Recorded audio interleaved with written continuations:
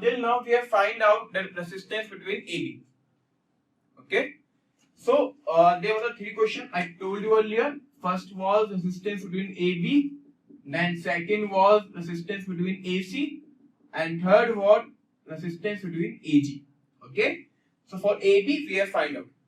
Okay, guys. So this was the method. Now there is a one point that you will see in some books. For example, in books like Alexander, it is a good book of network. In that book or in some other books also, they didn't use this method to find out the total resistance of a cube. They used the current distribution method. Okay, they distribute the current in each and every branch, and then after taking a loop and apply the KVL, they have find out the answer. Okay, using the current distribution method that I have told you two class back, right? So in that method, it is easy if we have to find out resistance from between A and G. You can see from resistance from A and G, you can see if you are seeing the network from here, it is a symmetrical network. Also, if you see the network from G, or again it is a symmetrical network, you can easily distribute the current. Like if current I is entering, we have three equal parts. It will divide into I by 3, I by 3, I by 3, because the network seen from A is equal. But that current distribution method is only easy if we have to find out resistance between AG. But if we have to find out resistance between AB, like this question, then current distribution method becomes typical. So my suggestion is that don't use the current distribution method. Just use this method. It will hardly take 2 or 3 minutes. Okay, and that method also take the same time. But that method will create the complexity, and if you don't know how to distribute the current. Okay, so for now, solve this question, resistance between AG, and tell me the answer. Right now, solve resistance between AG and resistance between AC is your homework. And also, resistance between AG was the gate question. So solve for AG. See here. First of all, we have to find out distance from B to A. Okay. So for B, A will take only one path. So this is R. For G, R plus R. No, sorry. G to B, sorry. This becomes 2R, right? Now A to C. A to C again it will take a shortest path. It is 2R. From G it will take shortest path, which is R. For D it will take a shortest path R, and from G it will take 2R. For E, R then 2R. For F it becomes 2R, and from G it is R. And for H also it becomes 2R and R. So I hope the table was this, everyone. So for this table, now I have to find out which rows are equal. So see, R to R, R to R, or R to R. I can see that row number B, row B, row D, and row E. These three rows are equal. Similarly, row C and row F and row H are equal. It means B, D, E are equipotential points. Sorry, B, D, E and C, F, H. B, D, E and C, F, H are equipotential points. Now, if they are equipotential points, now I can redraw the diagram. So, for redrawing the diagram, first of all, take a point A and G, between which you have to find out resistance A, G. Now, second point B, D, E. So, I have taken one node also. It is B, comma D, comma E, and here it is C, comma F, comma H. And now you can see all the 8 nodes have coming in a diagram. Now we have just redrawn. So see, from A, I have a 3 resistor, one towards E, one towards D, one towards B.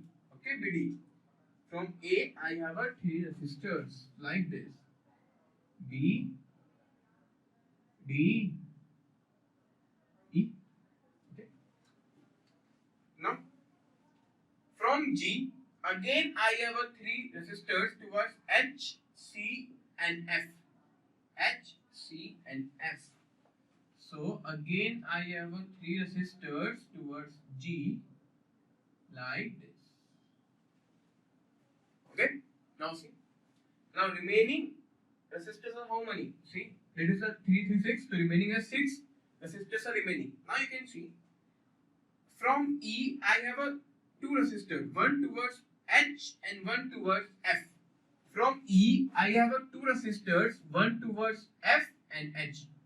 So this is for F and let us suppose this is for H. Similarly, you will see from point B, from node B, I have 2 resistors, one towards C and one towards F. So again there will be 2 more resistors. And again from point D, I have one towards H and one towards C. So again I have a 2 more resistors. So let us suppose like this. Okay. Now our 3D figure has changed into a 2D figure. Okay. Now it is simple. Nothing left. This become how much? R by 3. This is how much? R by 3. And this is how much? R by 6. Because we have a 6 resistors in parallel and of equal magnitude. So resistor AB is equal to, all these are in series. So R by 3 plus R by 6 plus R by 3. So it will become how much? 5R by 6. This is the answer. 5R by 6 is the equivalent resistance between A and G. Okay? And in the homework you have to do resistance AC. And carefully do the homework because this is important. This is important because in GATE exam they have already asked RAG. Okay? RAB I have told you, it is simple. Next, RAC is bit more typical. In RAC you will see there will be a 2 concept included. So when you do the RAC, then in next class tell me the answer for RAC. Okay? And doubt in this topic? Tell me. So now we'll go to the next topic, which is a simple topic. Next topic, which are the voltage division rule and a current division rule. And I know most of the people know voltage division and a current division rule. But when question comes, that becomes somewhat typical. Okay. So we will jump to the voltage division rule. So next topic is voltage division rule. First, for the resistors R1, R2, Rn. Okay. And right now we are talking about voltage division rule. I am not talking about AC source. Right now I am only talking about the DC source. Okay. For the AC, the whole AC we will do in chapter number 4. Okay. Till chapter 3 we will only talk about DC. So R1, R2, Rn, and across it I have a one voltage source V, and we have to find out voltage across this element, kth element. Okay. So voltage across kth element is equal to what? Total voltage across whole element divided by total resistance R1 plus R2 plus Rn multiply to the resistance across which we have to find out the voltage. Okay. And one more thing, no need to remember the derivation of this. No one will ask you derivation of voltage division or current division. Neither in exam nor in an interview. Okay. So what is the voltage division rule? Total voltage divided by total resistance multiply RK. Okay. This is simple and I know everyone knows it. Next is this one. This is important. Tell me what will happen in case of inductor. Tell me what will happen in case of inductor. If I want to find out voltage at a kth inductor, what is the formula? Tell me, anyone? In case of inductor, what will be the formula of voltage division rule? L into di by dt. Okay, one answer given by the Cohen question by using the equation L into di by dt. Okay. Now see here, important point. We will see. We are using the DC voltage, right? If we are using the DC voltage, the current will always the DC. Always remember this point. That if your network is linear and bilateral, whatever be the nature of supply, your output will also be the same nature. If you are using a DC supply, then you will get a DC current. If you are using an AC supply, you will get an AC current. But this condition is only possible if the network contains linear and bilateral elements. So you can see here, we have inductor. Inductor is both linear and bilateral. So whatever we supply, the output will have the same nature. Okay, first point. So it means my supply is of DC. So if my supply is DC, output is also DC. What is a DC? DC is a step signal. So differentiation of a step signal is what? 0. Right? Differentiation is 0. Then L di by dt. Then L di by dt is also equal to 0. Okay? So we cannot use L di by dt here. Okay? So see this one carefully. If we have a DC voltage, di by dt will be 0. What is the inductor voltage? VL is equal to L di by dt. Right? VL is equal to L di by dt. If we are using a DC voltage, di by dt is equal to 0, and if it is equal to 0, voltage across inductor is equal to 0. And what is the meaning of 0 voltage? 0 voltage means short circuit. Then all inductor get short circuit in case of DC supply. So this is an important point. Now this is divided into two parts. If di by dt is equal to 0, if change in current is equal to 0, that in case of DC, then what will happen? Inductor voltage is equal to 0. Every inductor get short circuit.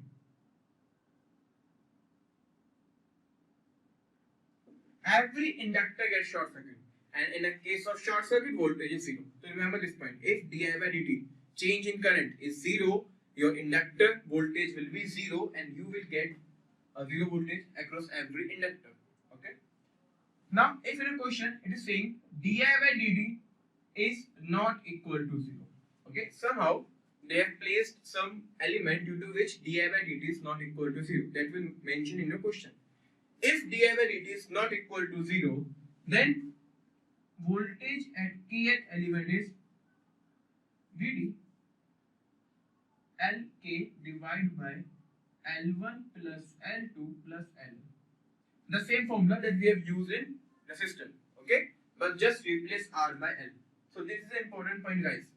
If in a question they are only giving one DC input and asking you what will be the voltage across inductor, the answer is always 0. Whatever be the configuration, if they have placed a DC value, the answer you will get is 0. Remember this point. Because in DC, inductor get short circuit. Got it? Yes or no? Now for capacitor. And capacitor is important for the gate point of view because you will see a many question on the basis of capacitor. Okay, so for a gate point of view, this is important. Now, again I am placing a capacitor in series C1, C2, C3, Cn in case of capacitor.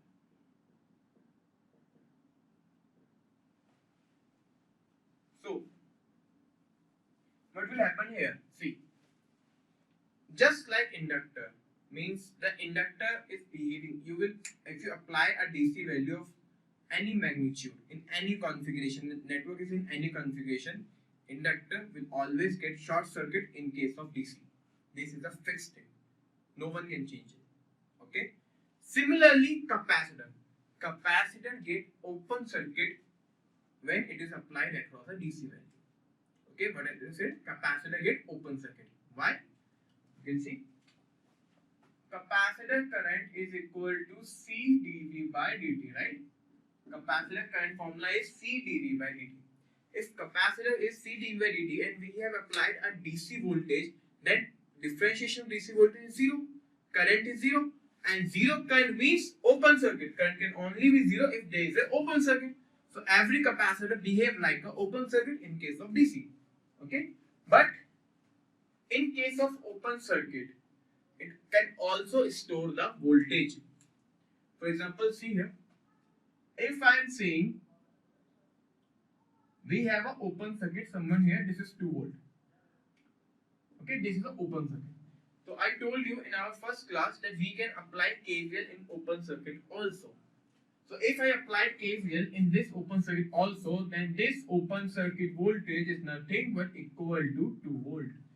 So if the capacitor is getting open circuit, it doesn't mean the voltage is 0. It will store some voltage.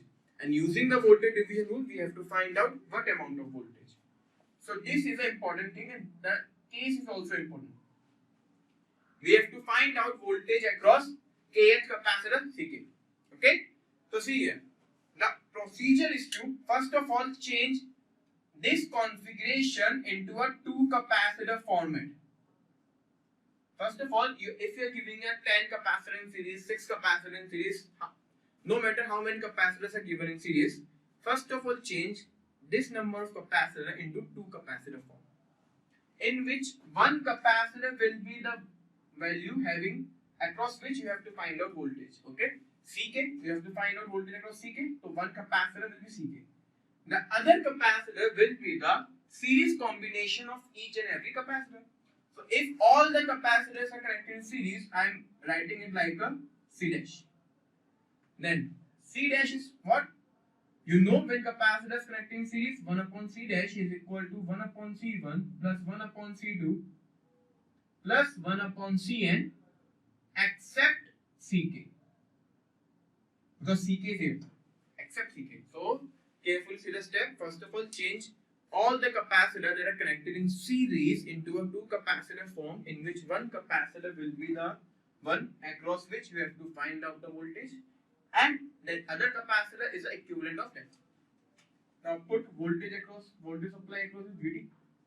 Okay. Now just write down equation. Vd is Vk. We have to find out Vk. Vk is equal to what? Vk is equal to total voltage multiply the opposite capacitor. Means multiply the second capacitor across which you don't have to find the voltage. We have to find the voltage across Ck, but we will multiply it by second capacitor C dash. Divide by C dash plus Ck. This is the voltage division rule. Okay, and one more point.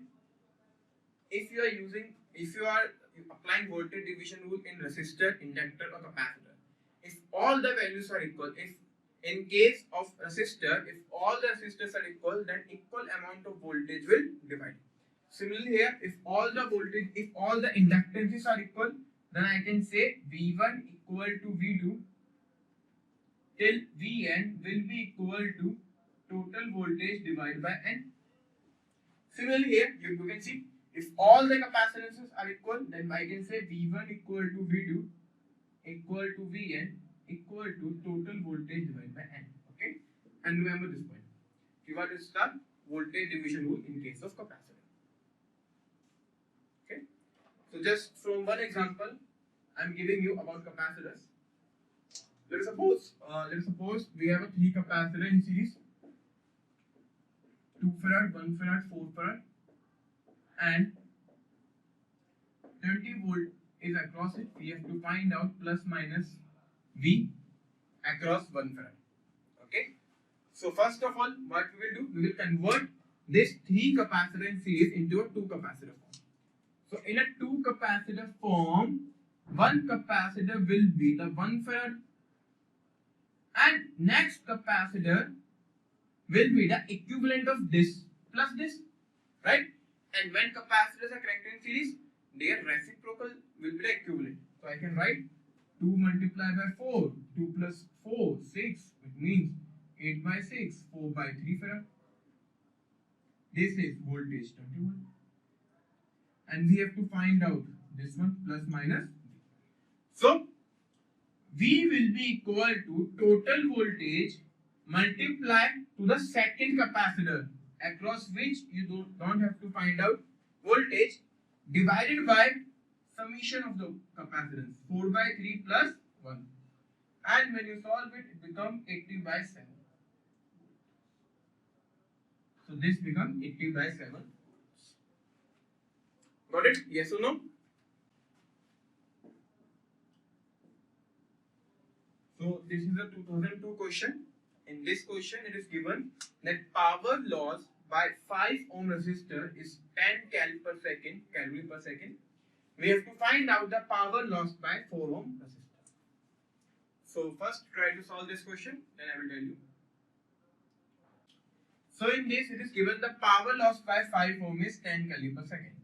So for the power loss, I know the formula for resistor is I square R or V square by R. Okay, both are the formula for resistor for a power loss. Now you can see in this question it is given that across 5 ohm we have a 10 cal per second, and we have to find across 4 ohm. So if I am able to find out current passed through it or voltage across it, any value, either voltage or current, I can use any formula out of this and then easily get the answer. Okay, so see, for this I know the power loss or I know the resistance. So for this I can either find out the voltage or I can find out the current. So first of all I am trying to find out the voltage here. So power across 5 ohm is 10. So power across 5 ohm, which means V square divided by R is 10. V square by 5, 10. V comes out to be root 50. V comes out to be root 50. Okay. Now see, if voltage is root 50 volt here. Now you know this branch and this branch both are parallel. So in a parallel case, voltage will be same. So whatever be the voltage of this branch, which is a root 50, the same voltage is across this whole branch, root 50. But we need voltage across 4 ohm resistor. So voltage across 4 ohm resistor. So for this branch, I have a root 50. So for a 4 ohm, I can apply the voltage division rule. So root 50 multiply the resistance across which we have to find the voltage, which is 4, divided by total resistance, which is 4 plus 6. It will come out 4 root 50 divided by 10. Okay. Now next and final step. Power across 4 ohm, it will be V4 ohm divided by R, which means 4 root 50 divided by 10, 1 by 4. So 4 into 4 into 50 divided by 100 into 4. 4 to 4 cancel. 52. So it comes out to be, I guess, 2 cal per second. How you are getting a 8 cal? Tell me, or I will just see the calculation here if I am wrong.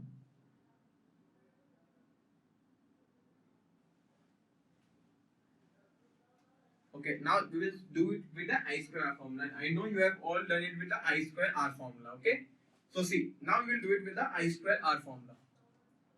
Are you getting the video? Yes or no? So let's suppose current flow here is I5 ohm. Okay, so I square R formula we can use. So first of all, just erasing this one, and I will use here. So current in a 5 ohm resistor, I square R is equal to 10 cal per second, and from here I 5 ohm comes out to be root of 10 by 5, which is root 2.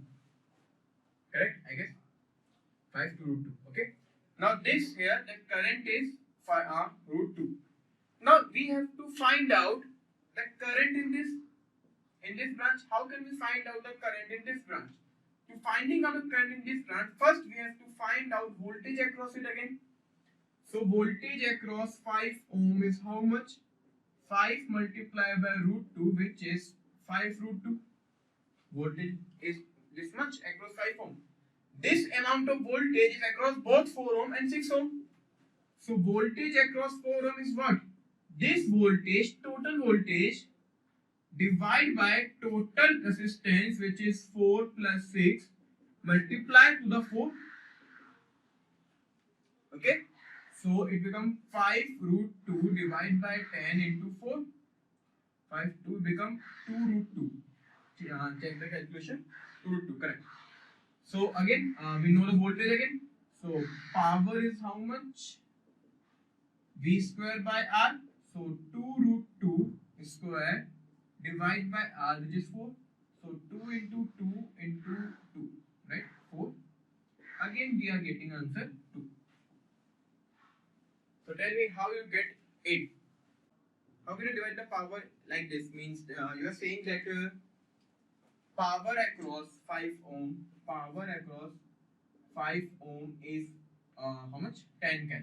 Then you are saying power across 4 plus power across 6 is also 10 cal. And according to you, this means you are saying power 4 plus power 5 is equal to power 5. How? How can you say this thing that power 4 plus power 6 is equal to power 5? Have you learned any concept like this? That in a parallel branch power dissipation are equal? You just guess. Oh, no. This is not correct. You cannot say that in a parallel branch power dissipation are equal. For the power, we just know one thing. For whole circuit, total power is equal to 0. But here, the whole circuit is not given. Just 2 branches are given from a particular circuit. So we cannot say that both branches will dissipate the same power equal to 10 cal. Okay. So this is a method. First of all, for a parallel branch, I know voltage will be equal. So if voltage is equal, so we have find out voltage of this branch, then voltage of this branch is equal. Then using the voltage division rule, we have find out the voltage across 4. Okay. Now next question, see the PPT and try to solve this question. Okay. So in this question, we have a 3 capacitor combination C1, C2, C3 and breakdown voltage and a capacitance is given. So tell me, what do you mean by breakdown voltage first? Tell me. I hope your analog is complete. So tell me, what do you mean by breakdown voltage? See, breakdown. The word is clearly saying its meaning. Break means total damage. So breakdown means the maximum voltage that an element can withhold, after which it will get damaged. For example, here we have given capacitor 1 having breakdown voltage of 10 volt. It means if I applied more than the 10 volt across capacitor 1, it will get damage. It doesn't mean it will get short circuit. Okay, Gaurav? Short circuit is an application of capacitor. But breakdown means any device, if we apply voltage more than their breakdown limit, then it will get damaged. Okay? And for the diode, for example, Akib said the minimum reverse voltage. No, not minimum, the maximum reverse voltage in a diode. The maximum reverse voltage in a diode after which diode get damaged is known as the breakdown voltage. Actually, Akib, you give the answer of forward voltage. What is the meaning of forward voltage? Okay. So breakdown voltage, guys, what is the breakdown voltage? The maximum voltage after which you cannot apply the voltage, otherwise your element will get damaged. So here we have given a 3 capacitor and a 3 breakdown voltages of C1 is 10 microfarad, C2 is 5 and C3 is 2 microfarad. Now we have to find out that voltage which can be applied across this network and it will not get damaged. And I guess maximum voltage we have to apply, right? In the question is given the maximum safe voltage we have to find so that network will not get damaged. Okay, maximum safe voltage you can say, or you can say the breakdown voltage of whole circuit. Means if you apply more than that voltage, the network will get breakdown, it will get damaged. Okay, so tell me, anyone got the answer? So see, let us suppose I have a 3D. I am giving one example, real life example. I have a 3 players, okay, and it has a team. We have a 3-4 teams having a 3 players each. So in a competition, I want to win. So I want to break one team. Okay, so for breaking a team, we have three players in which one is the strongest, second is the average, third is the weakest. So which player is easy to break so that the whole team will get disqualified or will break down? Tell me. Out of strongest, average and weakest, which player we have to see or we have to focus so that whole team will get disqualified or will get break down? Tell me. Weakest. Correct. So for the we have to focus on the weakest person so that the whole team will get breakdown. So see here, let us suppose we have a three players, capacitor 1, capacitor 2, capacitor 3, making a one team. So to break down this whole combination, if I somehow break down the weakest capacitor, then whole network will get breakdown.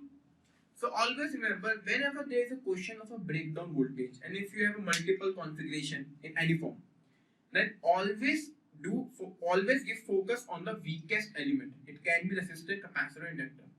For example, here we have only three capacitor. We will get our focus only at capacitor C3, so that we can apply maximum voltage across it and it will get breakdown. Okay. But in this question, we have to find out the maximum voltage till this circuit work. So it means capacitor 3 can work till 2 volt. If you apply more than 2 volt across C3, it will get breakdown. It means if I initially provide 2 volt across capacitor C3, I am applying 2 volt across it, which is the maximum voltage. If you apply more than the 2 volt, if I am applying 2.1, it will get damaged. So what I did, I give the maximum voltage of 2 volts so that it reach at the line of the destruction. Okay. So I've applied a 2 volt. And let us suppose the whole voltage is how much? V. That we have to find out. The total voltage that we have to find out is V. And from that V voltage, 2 volt is come across C3, which is the weakest element. So now we have to find out the voltage V. So we know this C2 and C3 are in series. If C2 and C3 are in series, I can divide our voltage in C2 and C3. So voltage across third will be equal to total voltage multiplied to the capacitor, multiplied to the opposite capacitor, which means we have to find out voltage across 3, but we multiplied by C2 divided by C2 plus C3. It is what? It is a voltage division rule. Divided by C2 plus C3. Now V3 we know how much? It is 2 volt. C2 is how much? 5 microfarad. C2 and C3 5 plus 2. So V comes out 2.8 volt. Now see, total voltage is 2.8 volt, right? This capacitor C3 has 2 volt. It means this capacitor is now how much? 0.8 volt. And this capacitor also is how much? 2.8 volt, because they are parallel. Now you can clearly see all these capacitors are now safe. No one will get damaged because it gets 2 volt, it gets 0.8 volt, it gets 2.8 volt. Now no capacitor is damaged. Now if somehow, let us suppose I am applying voltage equal to 3 volt. Let us suppose I am applying voltage equal to 3 volt. If I am applying voltage across voltage equal to 3 volt, find out voltage across C3. So voltage across C3 is equal to total voltage multiply C2 divide by C2 plus C3. So V multiply C2 is how much? 5 again. 5 plus 2 and this is 3. It becomes 15 by 7, I guess 214 point and 7 2.1 something. Then you can see now I'm just increased the voltage from 2.8 to 3, and you can see capacitor C3 now has 2.1 volt. It means now capacitor will get damaged. It means the maximum voltage that we can apply is only the 2.8 volt. If we apply more than this voltage, then capacitor C3 can get damaged. Okay. So whenever you got a configuration of different elements and you have that question is of breakdown, always give focus on the weakest element. Provide the whole voltage, whole breakdown voltage to the weakest element, and then find out the total voltage like this. So the answer is 2.8 volt. Now in the question we also find out the effective charge. I guess total charge. Yes, we have to find out a total charge in a microcoulomb. So what is the formula of charge? Charge is equal to V multiplied by C. Right? We know the total voltage. We just have to find out the total capacitance, and it is easy. You can see C2, C3 are in series parallel with C1. So C equivalent is how much? C equivalent is C2 and C3 are in series and parallel with C1. So it becomes 5 multiplied by 2, 5 plus 2 plus 10. It becomes 80 by 7 microfarad. Put all the values here. Total charge will be capacitor voltage is 2.8 multiplied by 80 by 7. It will give you 32 microcoulomb. 32 microcoulomb. So the answer is option B. Option C. Answer is option C, 2.8 and 32 microcoulomb. Okay, got it? Any doubt? Always remember, voltage division rule is simple. It's not the typical rule, but sometimes they will give you question like this. Okay, so in year 2013, this question came, and apart from this 2 or 3 question, they never ask directly question on voltage division rule or current division rule. Okay, so now we'll see the current division rule. But this rule, voltage division, current division rule, are very much important when we will do the our network analysis using mesh, nodal, super mesh, or theorems, or any chapter which will come after this. In that, this voltage division, current division is very much important. So next topic is current division rule. Again, you all know this rule, so I'm just giving you brief. Resistors. In case of resistors,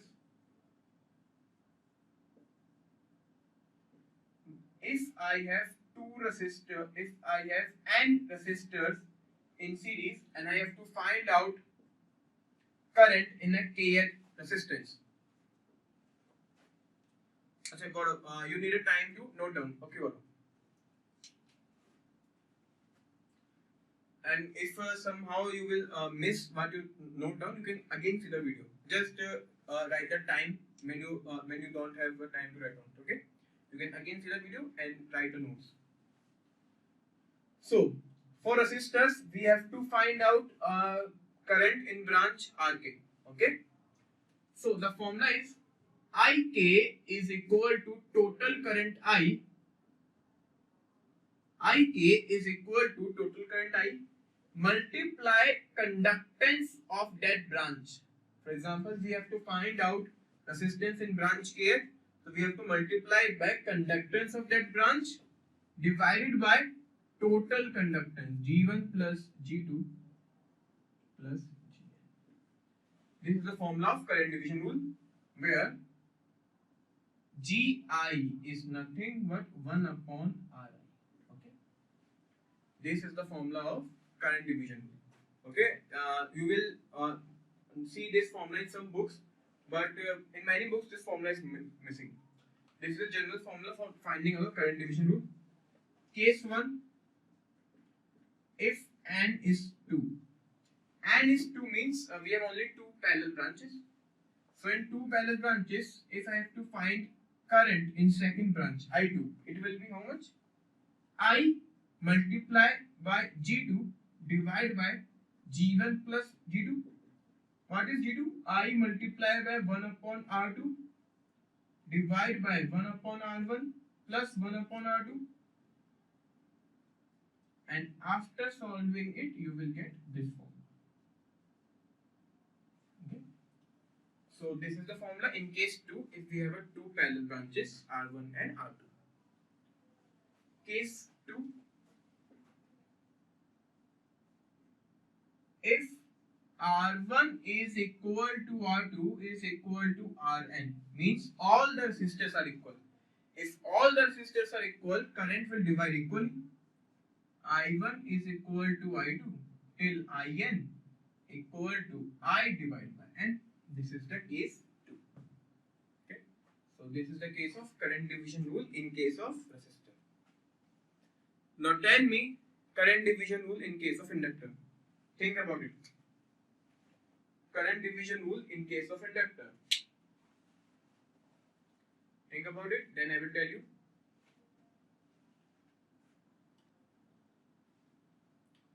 Okay, now we will see the inductor. Tell me what will happen in case of inductor.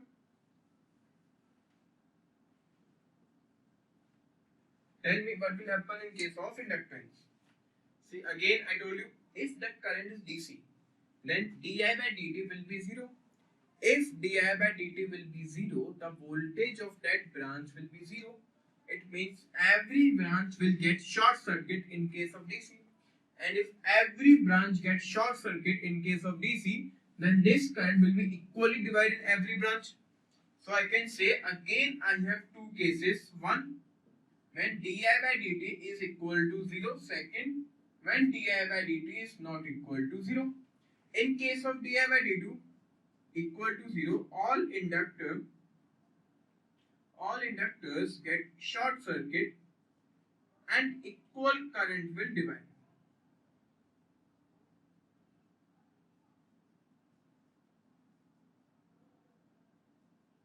Equal current will divide. In case of di by dt is not equal to 0. See, in not equal to 0 means the case will similar like this. The current IK in this branch, IK, is equal to total current I multiply susceptance. Susceptance means 1 upon inductance. V1 plus V2 plus Vn. V1 plus V2 till Vn. Okay? So it nothing V must means susceptance 1 upon inductance. Okay. So this is the current division rule. In current division rule, we will not see a direct question in a previous year, but in some exam like ESC, SSB, RRB, they are asking a simple question for the current division. But this rule is important when we have to analyze the network. Okay, we will see after some topics when we will start our mesh analysis that voltage division, current division rule are very much important here. Okay, got it? Any doubt here?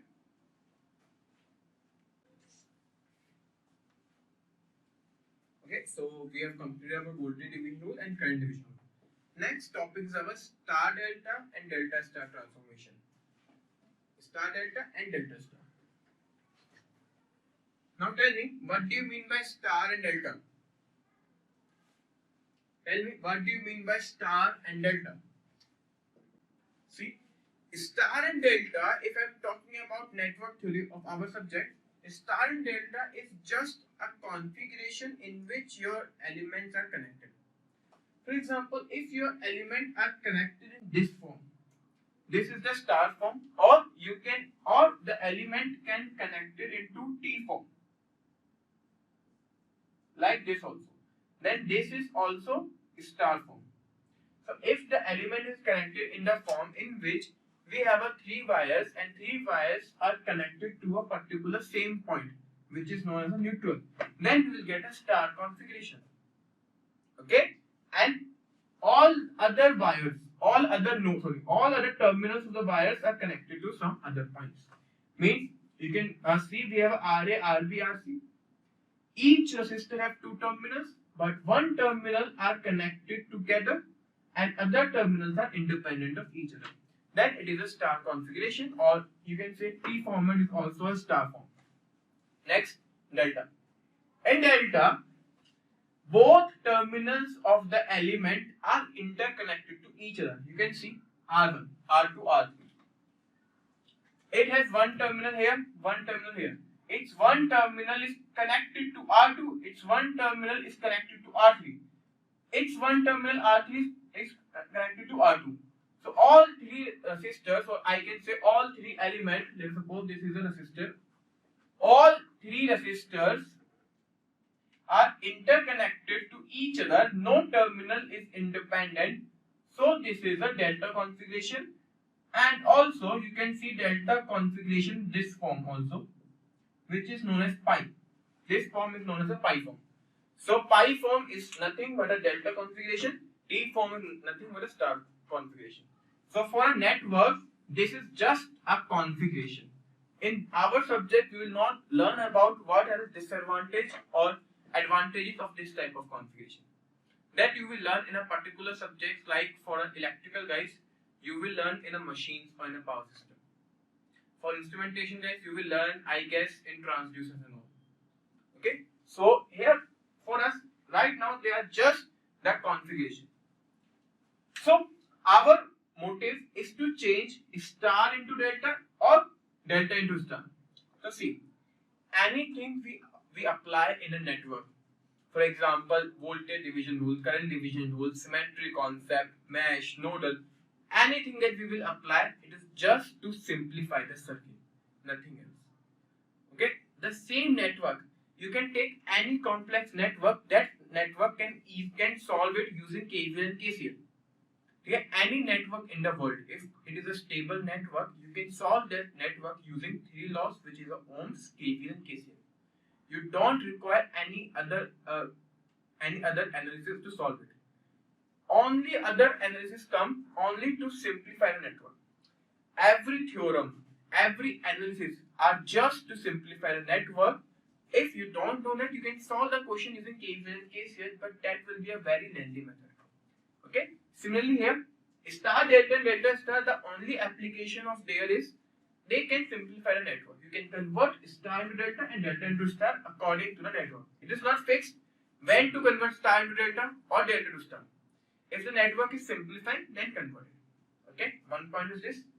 Second point, we have seen some symmetry question in which you have said we can solve it using a star delta. See, if I have to find out resistance between terminal AC here, we have to find out resistance between terminal AC like this, and it is connected to some other branch. So if we apply here star, if we change this star into this delta, you can see this branch will also get changed, in which the analysis have to done. So whenever the terminals come in which analysis have to done, never apply star to delta. For example, this type of question we have done, right, in a symmetry concept, BCA. Okay, so the question was to find resistance between BC in this terminal between B and C. But here we can apply star delta in inner triangle also. We can convert that delta into a star, and in that we are not using these terminals. That's why in that question we can apply the star delta. But in the second question that we have done today, AF, we have to find out equivalent resistance into AF. Now, respect to AF, if you are seeing from AF side, you can see there is not any triangle mentioned here. This is a triangle, but if you convert this triangle, these terminals also come in picture, across which you have to find the resistance. So carefully apply the star delta transformation. Okay, if the terminals are not connected directly to star and delta, then apply the star delta transformation. Okay, so actually in this concept we just have some formula. Okay, no need of derivation. How to drive this formula? We have just to remember some formula. So I will tell you a trick to remember it. Most of you guys know how to remember the formula. So I'm just revising it.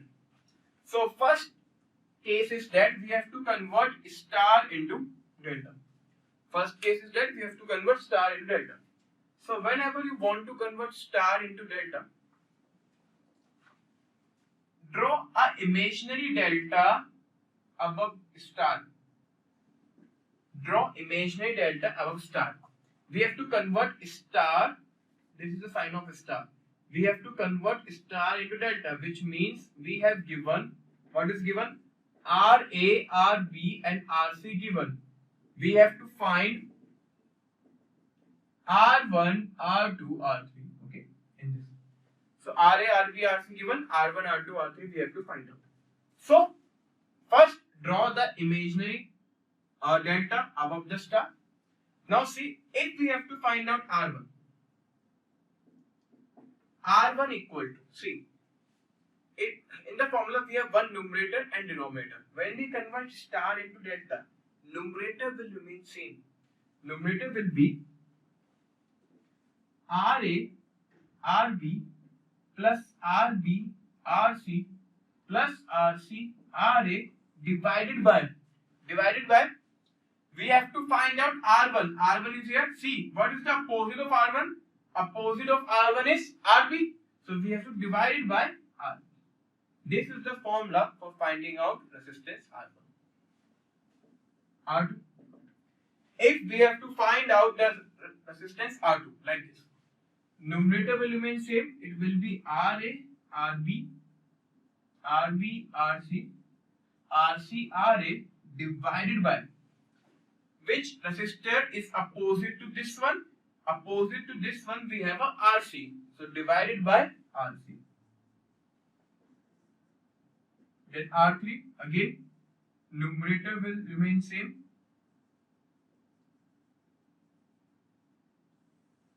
Now R3 here. Where is the R3? R3 here. So which resistor is opposite to R3? It is a RA. So this is the formula to convert a star into delta. Okay. To remember this formula is difficult. You just have to know how to find out this formula in exam. First of all, convert star into delta. Imaginary delta you have drawn. Then numerator will be summation of the multiplication by taking 2 at a time. So RA-RB plus RB-RC plus RC-RA divided by this resistance you have to find out, opposite to it is RB. Similar thing happen in R1, R2, R3. So you guys understood? Yes or no?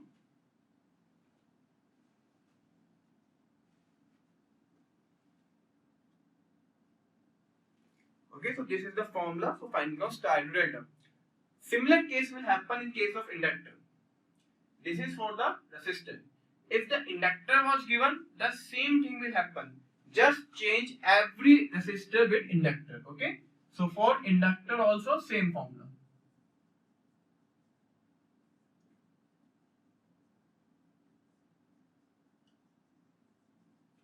For inductor also we have a same formula. Okay. But the formula change in case of capacitor. Okay. So see the capacitor case carefully. Let's suppose here.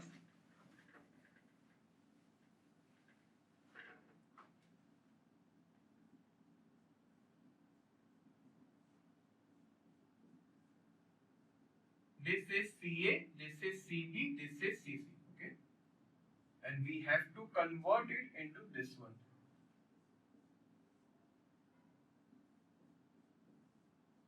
This is C1, this is C2, this is C3. Okay, we have to find out C1, C2, C3 star to delta. So, first of all, draw the imaginary delta, right? This one. Draw the imaginary delta like this one. Now, if we have to find out C1, C1 is here, okay? C1.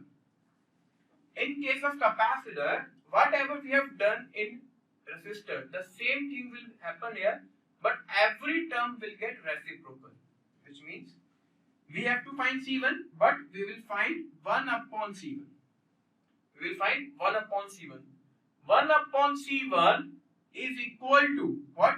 Multiplication of each reciprocal of each capacitor taking 2 at a time. So 1 upon C1 is equal to 1 upon CA,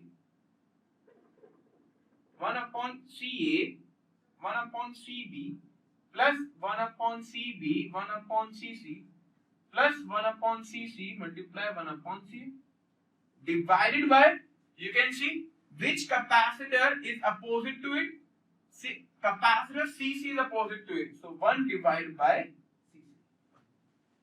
See, the same thing we have done in resistance. The same will happen here. Just we have to reciprocal each and every term. Got it? Yes or no? In same case, we will write for the C2. First tell me this. Have you understood? Understood? Yes or no?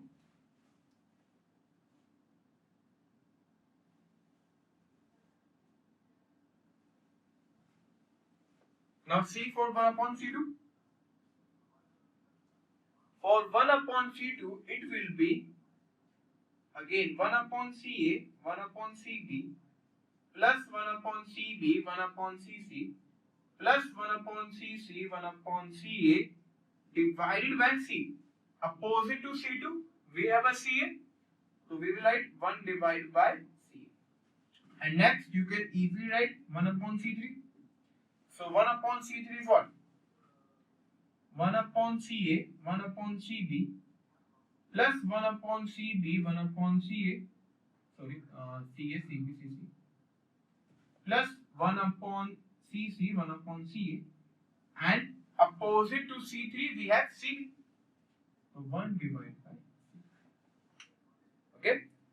So this is the method to find out one of capacitors in each and every. Okay.